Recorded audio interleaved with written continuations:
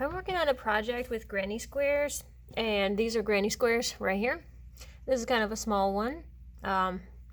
Sometimes you see them in different patterns and colors. Some people like to use variegated yarn to give it a nice little swirl of color in there. But I am working on a project that is going to require 5 or 6 different colors in a pattern, and they're not assembled yet. So I've just kind of started with the first color, which is the blue. And I need a total of 336 squares when I'm done, so I have about 75 right now. But I want to show how to make a granny square. For so long, I only knew how to make a simple chain and then a double crochet on that chain, and that's all I could do. So I could never make a granny square because, of course, this is different. You're stitching around in a circle when you're doing a granny square. So what I could do was just the back and forth simple stitch. You know, you get to the end, you turn around, you go back. And count your stitches as you go. So that's pretty much all I could do. You can do a few things with that, but nothing really cool. And it wasn't until earlier this year that I just started watching some videos and learning and just figuring out how to do different, well, I won't say patterns because I don't read the patterns or make patterns, but I just sort of learn the stitches and then go from there. So I'll show how to make a simple granny square like this one, just the same. If you are going to make a blanket or something out of these, you want to make sure all your squares are the same size, especially if it's a beginner project, because you want to make sure that you have the same amount of stitches on all 4 sides so that everything lines up when you go to lay them out and stitch them together. And I'm going to kind of show how I see these stitches before we get started. So let me get a piece of paper so I can explain that. So I see this is where we start. We actually start in the center. You might think you start from a corner, but you don't. You would start in the center. And in the center, you're going to create a ring. So it's going to be, imagine this is a string that's going around like that. And then you're creating this little cluster of 4. It looks like a flower. If you just can kind of block everything else out and only see what's in the middle there, you see this little 1 cluster, 2 cluster, 3 cluster, 4 cluster right there. So imagine we're going to be linking them onto right here, kind of like this. And they are connected together on the ends by a stitch. So then you're going to have your little 4 cluster right here in the center. And then if you look at the next row, there's 3 rows of this. This is the first, this is the second, and this is the third. So the second one has 2 clusters on each side. So it just sort of starts to expand from there. If we can imagine it as a square here and here. And then there is another row. So these are your rounds. So this one has 2, 2, 2 on this side, 2 on this side, 2 on this side, and 2 on this side, and all of them go in between your original little cluster shape. And then of course the last final row, it's got 1, 2, 3 on each side. 1, 2, 3, 1, 2, 3, 1, 2, 3. So you'll just go in between again. And on this corner piece, the corners are interesting because they share. They kind of become like your center, and they kind of share 2 stitches in there. So you'll have 1, 2, and then you'll have your 1, 2, 3, and then you'll have your 1, 2, 3, and then sharing on this stitch you'll have your 1, your 2, and your 3, and then sharing here you'll have your 1 here in the center, your 2, and then your 3 right there. So I can go and even show like where these are connected all around. So this looks really weird and messy, but it might help someone to sort of see how all of your stitches are joined together. Now, to make this even more complicated and hard to understand, each one of these little clusters represents 3 double crochets. So imagine that these are split up by a set of 3 double crochets, all of them.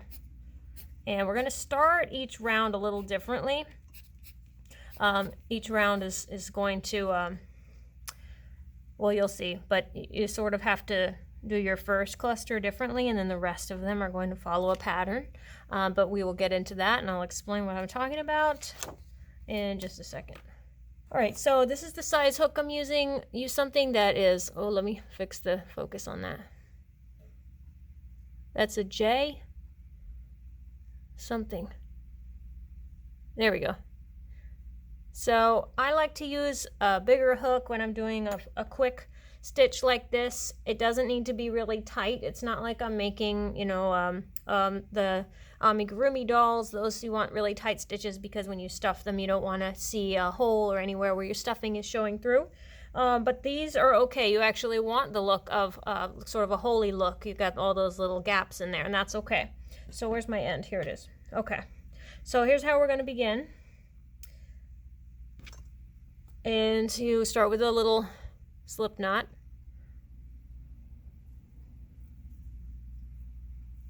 Nothing fancy, just a slip knot. Okay, big enough for your hook to go into. And we're gonna do a chain of 4. 1, 2, 3, 4. If you ever forget how many you did because someone's talking to you and distracting you, just look back. Don't count the loop that's on the hook. Just count the ones that are hanging underneath. Oh, my focus is bad again. And you can count those little V's. So you've got 1, 2, 3, and 4. So that's how you can tell. Don't count this one. Okay, so you've got your 4. Now we're going to do a slip stitch. What we're doing is bringing this chain around to make a loop out of it. That is going to be our center, what we started with right here. This little circular piece in the middle, that's what we're making.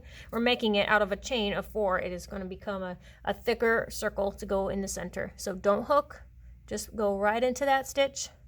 Now hook and pull this one off. So you're left with just one on the hook, and that's a slip stitch, and that connected your ring. So kind of try to open it up, figure out where your ring is so you can see it. This is a circular piece we're going to be working around right there. All right, so now you're going to hook and you're going to chain 3. This is what I was talking about when I said our first one looks a little different. Our first of the cluster of 4, our first one that we do looks a little different because for whatever reason, if you try to do all of your clusters the same way, one will come out looking a little thicker and a little funkier. It's just the way the string is coming out and what direction you're moving it to. So I don't know, you can try it the way you think works best, but this works best for me. So I'm going to chain 3, and I kind of like to keep these tight. I don't want it to be a very loose, long chain. So I'll chain 3, okay? That's going to become, it's like our first fake double crochet. So now we need to do 2 more because remember it's like a set of 3 double crochets to make one of the little cluster pieces. So then we hook, go into your circle, all right, and then pull off 2 and pull off 2, and that's your double crochet. So this is going to be our pretend, our little fake double crochet. This is our real double crochet, and now we need 1 more. So we hook again, go in your circle, pull that through, pull off 2 and pull off 2, and now we have what looks like 3 double crochets, even though the first one is fake. If you were to try it using 3 real double crochets, you can, but if for whatever reason, like I said, it comes out a little funky. Something here will look like a knot, or it looks twisted. It just doesn't look right. So, oh, like my string is. There we go. All right. So then let's get the center finished up. So that's our first of the 4 clusters. So back to our original one, that's 1 cluster, 2, 3, 4. So that's what we need to make. All right, so we need to chain 3 because we're turning a corner. 1, 2, and 3. Now when I'm chaining these 3, this is like what's going to turn our corner and connect to our next little cluster. On the diagram, this lovely little thing that I made earlier, on the diagram, this piece is going to be right here. This little circular piece that I put there is actually going to be a chain of 3. So think of it like 1, 2, 3. A little chain of 1, 2, 3. Something like that. I did a big circle because I thought it'd be easier. Now I'm thinking maybe not. So this is a chain of 3 to help us turn the corner. I do 3, although some people say you could do 2. I do 3 because if you're thinking about turning a corner, I think that third piece just really gives you that little edge. You're thinking about turning a corner, you think you can have 1, you can have 1 here, and you can have 1 there. If you only have 2, well, you just have to hope that you're not stretching it too much, because it could come out sort of more rounded, which is not what you want on something like this. So we're gonna do 3, but you can experiment. You can do it with 2. I wouldn't do it with 4. I think that would come out with wiggly corners, but I think this gives us like a nice crisp little pointy corner. All right, then that is our chain. We're gonna leave that alone. And now we're gonna hook, and now we're gonna make 3 double crochets here.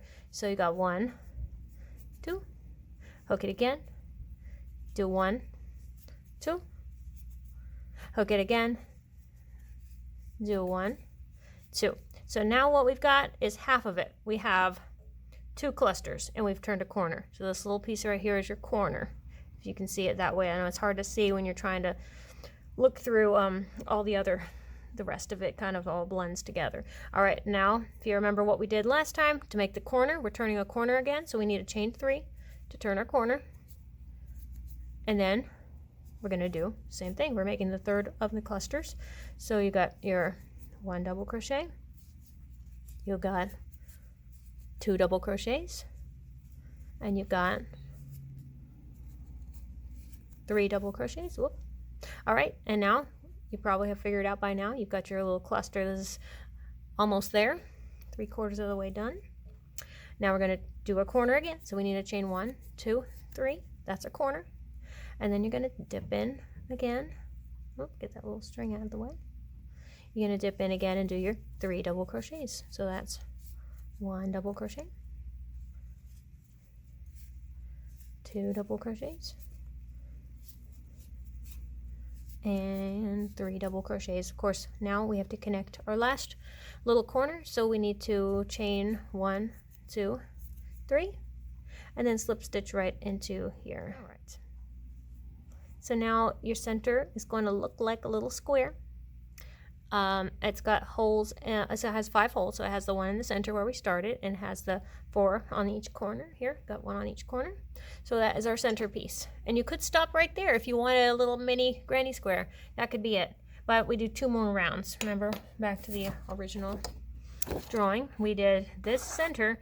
Now we need to do this piece, and now we need to then come around and do that.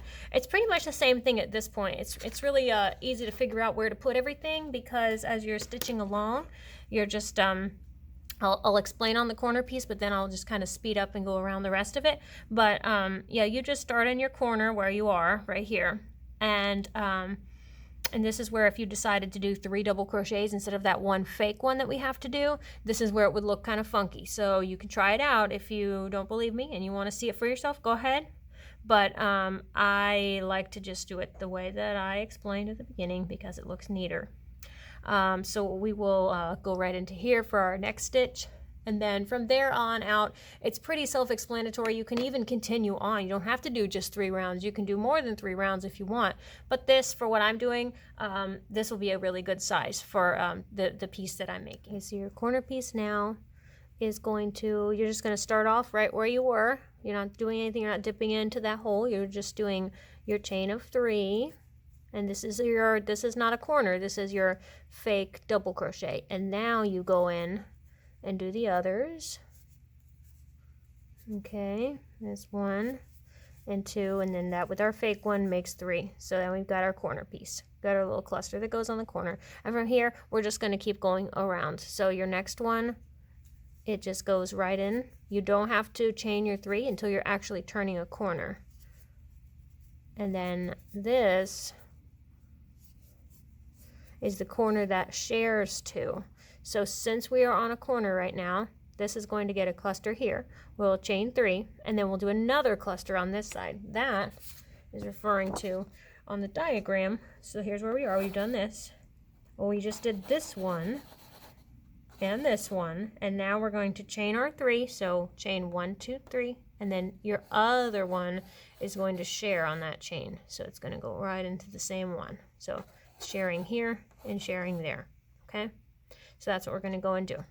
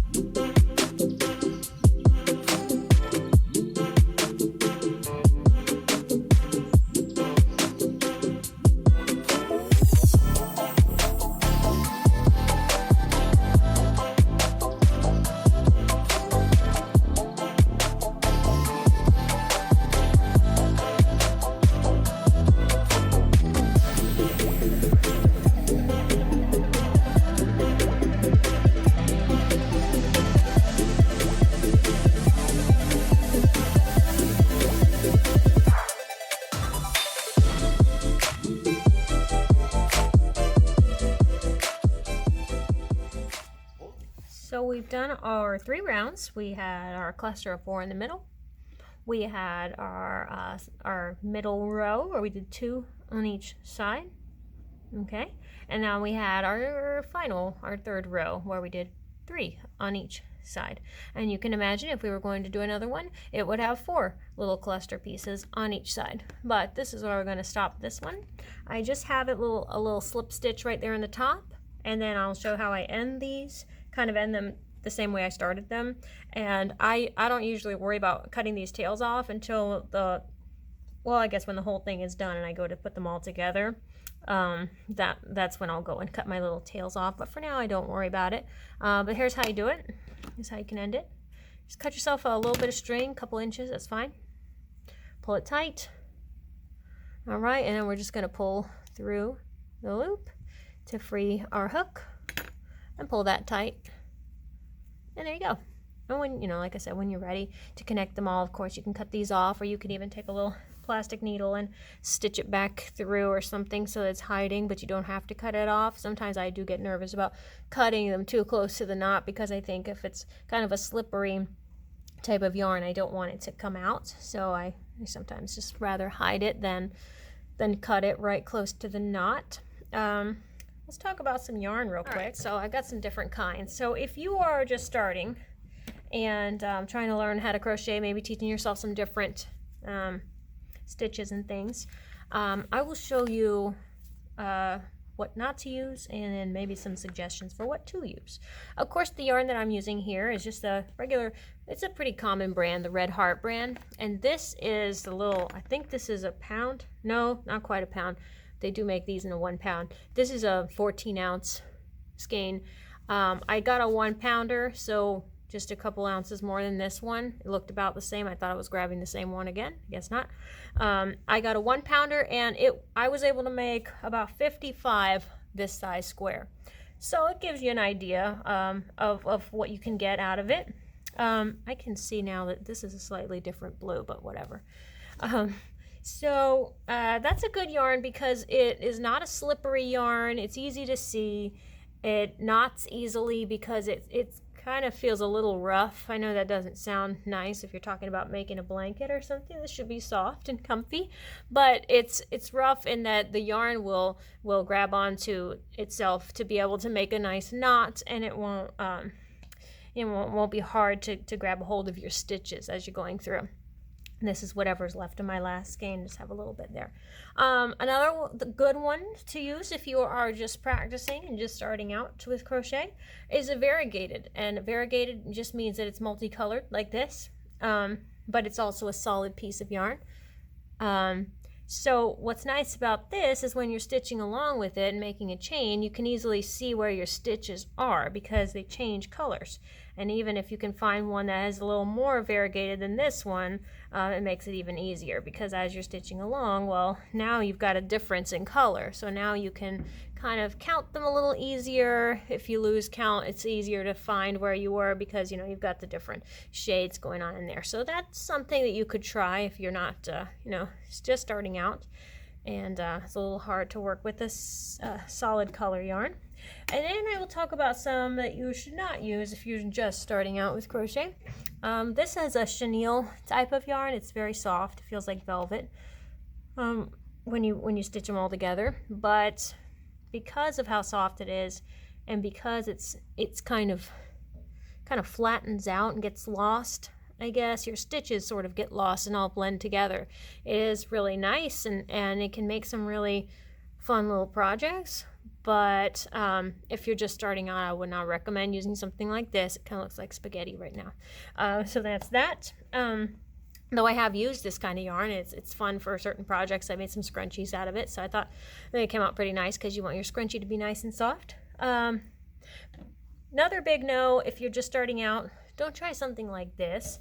This is really cool. I used this kind of yarn, the same one actually, to make a pumpkin, and it made the colors came out really cool, and I just like the look of the pumpkin that I made with it.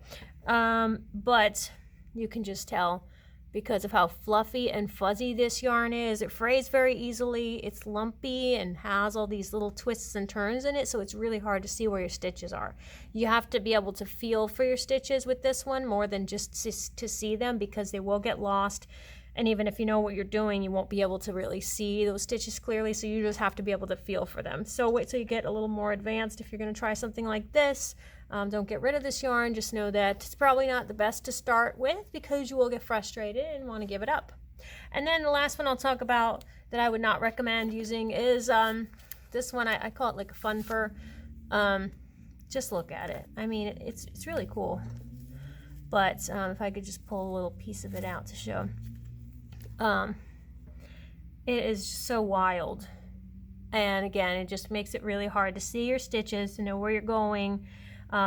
This one's even hard to feel your stitches. I don't really know anyone who likes working with this one. It just does make really cool scarves and things because of, you know, the fuzz and all that frill on there. But it's a pain in the butt to work with. So I would not recommend something like this for your first project. But if you have some yarn like this, I say stuff like this is more better for like a craft project. Maybe if you can cut strands of it to make some hair on something, that's a better use of something like this than to just straight up crochet with it, because you get frustrated really fast and you don't want to give up on any projects too soon just because you're using the wrong yarn, the wrong material.